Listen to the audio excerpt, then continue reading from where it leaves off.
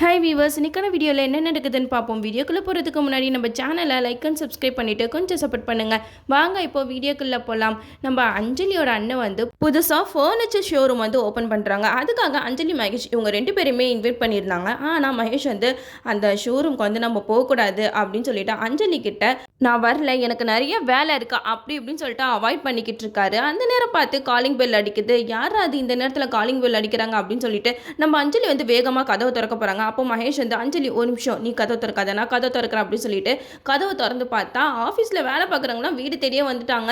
உடனே ஆஃபீஸ் ஸ்டாஃபை பார்த்தோன்னு நம்ம அஞ்சலிக்கு சந்தோஷம் தாங்க முடியல. ஓ, ஆஃபீஸில் ஒர்க் பண்ணுறவங்களா, வாங்க வாங்க உள்ளே வாங்க அப்படின்னு சொல்லிட்டு அவங்க எல்லாத்தையுமே உள்ளே கூப்பிட்றாங்க. ஆனால் அவங்களெல்லாம் பார்த்தோன்னே மகேஷோட மூஞ்சே வேற மாதிரி ஆயிடுச்சு. இவங்க எல்லாருமே மகேஷ்க்கு ஒரு பார்ட்டி அரேஞ்ச் பண்ணுறாங்க. அதுக்காக தான் வீட்டில் பேசுகிறதுக்கு வந்திருக்காங்க. ஆனால் அது மகேஷ்க்கு சுத்தமாக பிடிக்கவே இல்லை. அதில் ஒருத்தவங்க சொல்கிறாங்க, மேடம் நீங்கள் ரொம்பவே அழகாக இருக்கீங்க.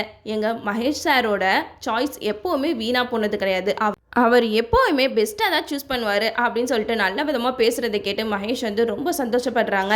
ஆனால் அவங்க அரேஞ்ச் பண்ணியிருக்க பார்ட்டிக்கு வந்து நான் வரல அப்படின்னு சொல்லிட்டு மகேஷ் வந்து ஒத்த கல்ல நிற்கிறாங்க. உடனே அங்கே இருக்கிறவங்களாம் அஞ்சலி கிட்ட தான் பேசுகிறாங்க. மேடம், மகேஷ் சார் வந்து எங்களுக்கு எவ்வளோ நல்லது பண்ணியிருக்காரு. அவருக்காக நாங்கள் ஒரு சின்ன ஒரு பார்ட்டி அரேஞ்ச் பண்ணியிருக்கோம். அதுக்கு எப்படியாவது நீங்கள் ஓகே சொல்லி கூட்டிகிட்டு வாங்க அப்படின்னு சொல்லிட்டு அஞ்சலி கிட்ட கேட்க அஞ்சலி சொல்கிறாங்க, நீங்கள் கவலைப்படாதீங்க, நான் எப்படி பேசி கூட்டிகிட்டு வரணுமோ அப்படி பேசி கூட்டிகிட்டு வரேன் அப்படின்னு சொல்லிட்டு அவங்கள சமாதானப்படுத்தி அனுப்பிச்சு வைக்கிறாங்க.